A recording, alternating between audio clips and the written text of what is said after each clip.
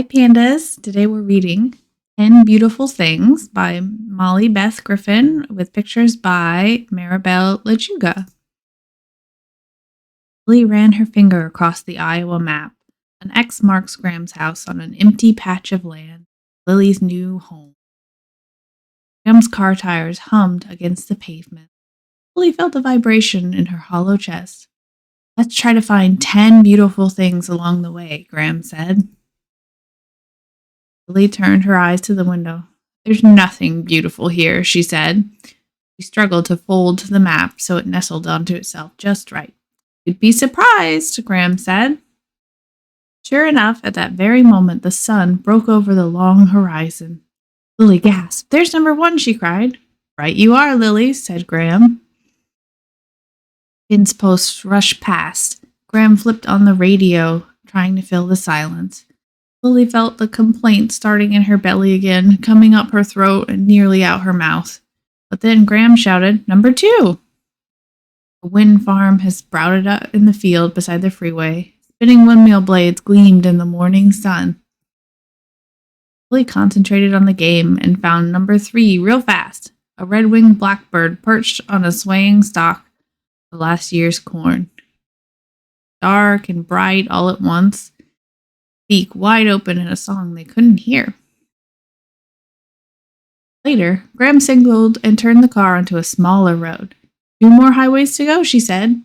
Lily popped a handful of crackers into her mouth, but food didn't fill up her hollow places.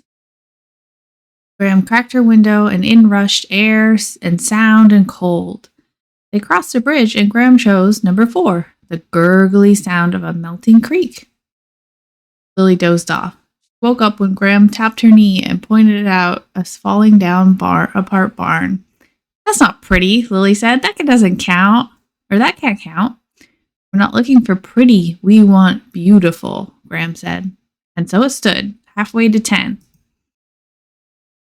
At a rest area, Lily bounced out of the car while Graham stretched her creaky body. Lily picked number 6. Smell of mud, she said, inhaling. Graham shut her eyes and nodded slowly. Earthy and rich, she said. I'd never really noticed. Lily breathed in the mud smell and focused on just that. It poured itself into some of the empty places in her.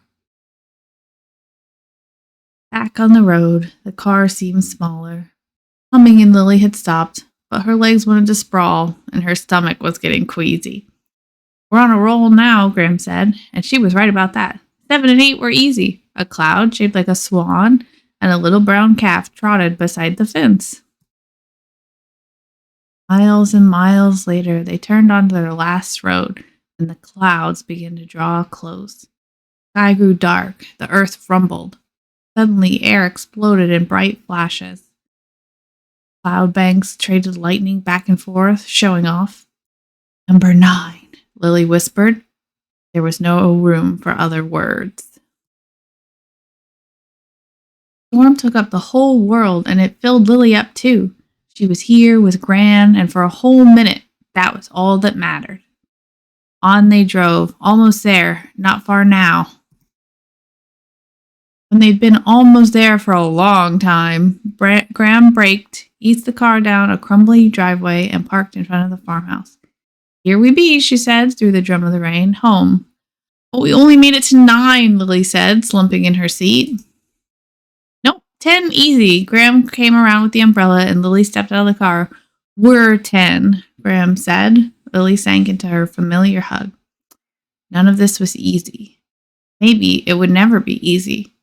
But she belonged with Graham now. She belonged here, now. This place wasn't empty.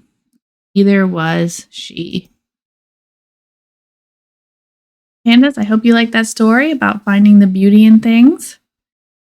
Have a nice day. Bye.